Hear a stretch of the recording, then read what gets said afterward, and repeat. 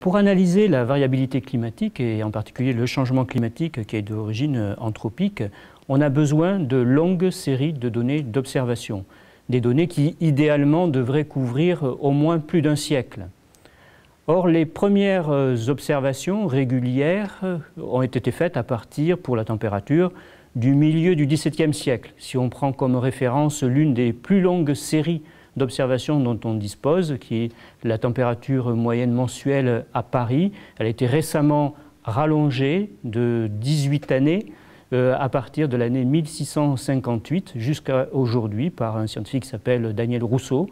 Et c'est donc une série extrêmement longue, mais qui n'est pas suffisante pour pouvoir faire de l'analyse de la variabilité climatique à l'échelle même de l'Europe tout entière, parce qu'il s'agit d'une série isolée.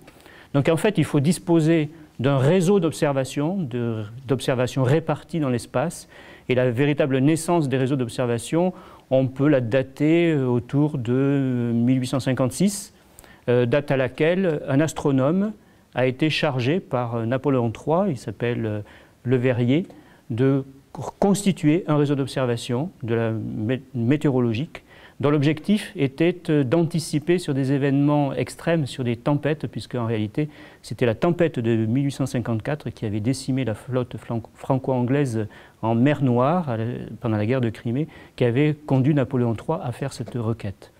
Donc on a constitué à partir de 1856 un réseau d'observation qui était essentiellement de l'observation de la pression, mais de la température aussi, et les données étaient transmises à cette époque-là par le télégraphe, et c'était donc les bases des premiers réseaux d'observation météorologiques.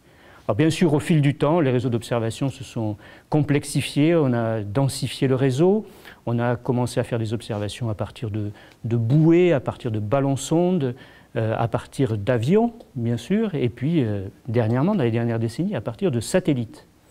Mais si on veut maintenant étudier les évolutions climatiques à partir de l'ensemble de toutes ces observations, eh bien, on est confronté à une difficulté qui est que parfois ce que l'on observe peut être influencé par la façon dont on a observé et justement par la densification progressive du réseau. Un exemple, on a observé une augmentation du nombre de cyclones dans l'hémisphère sud au cours du XXe siècle. Mais l'essentiel en fait de cette augmentation est lié au fait qu'on les a observés de mieux en mieux, et en particulier lorsque les données satellitaires sont devenues disponibles. Au préalable, on n'avait que les observations de quelques bateaux et les observations de quelques îles. Donc le réseau d'observation, sa densification, peut créer des séries contaminées finalement par des effets indésirables dont on aura peut-être plus ou moins de mal à extraire le vrai signal d'évolution climatique. Un autre exemple, ce sont les températures moyennes de la planète qui sont pour l'essentiel constituées, c'est-à-dire pour 70% de la surface du globe, constituées par les températures de surface de la mer. Or, la température de surface de la mer, on ne l'a pas toujours observée de la même manière.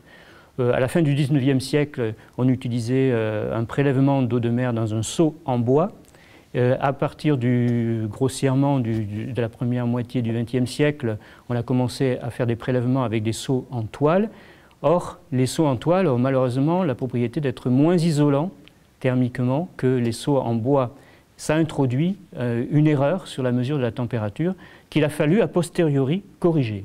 Et quand on constitue ainsi une série avec plusieurs modes d'observation et qu'on les corrige, on parle d'une homogénéisation des données qui consiste en fait à essayer d'extraire le vrai signal climatique d'effets parasites qui sont liés à l'évolution du mode d'observation. Les données d'observation sont donc utilisées pour analyser la variabilité du climat et le changement climatique.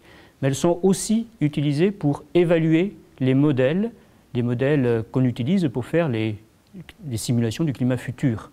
Alors ces modèles, ce sont des modèles mathématiques qui sont basés sur les lois de la physique et qui décrivent l'évolution de l'atmosphère, des océans, des glaces, etc.